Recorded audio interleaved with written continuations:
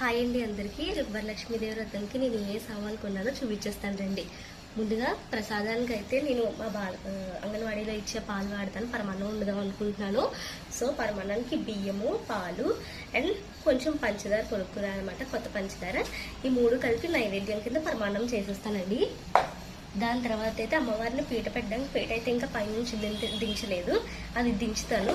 దించిన తర్వాత దాని మీద అయితే చక్కగా కొత్త వస్త్రం కొన్నానండి. ఇది పెట్టిన తర్వాత బియ్యం పోస్తాను. ఇదిగో ఇందులో ఆల్రెడీ బియ్యం ఉన్నాయి కదా, సో పెడతాను.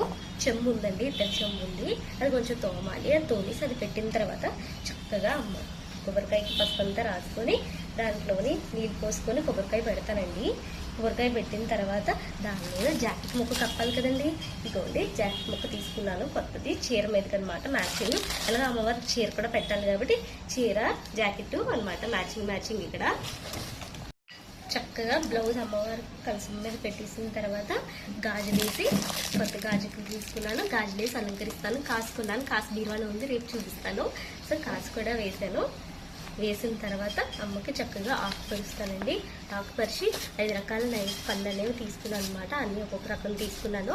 సో పళ్ళన్నీ కూడా నైవేద్యం పెట్టేసి దీపం పెట్టేసుకోవడానికి కూడా ఆవులయ్య పసుపు కుంకాలు తీసేసుకున్నానండి. మామిడాకులు కూడా తీసుకున్నాను. ఇంకా వెండి మట్టలు కూడా తీసుకున్నానండి. గీవాలో తీసుకున్నాను వెండి మట్టలు అనమాట. ఇంకా తాంబూలం పెట్టడానికి తమలపాకులు కూడా తీసుకున్నాను. నేనైతే ఇంతే కొన్నానండి వరలక్ష్మీదేవి వ్రతానికి. మీరేం కొన్నారో కమెంట్ చేయండి.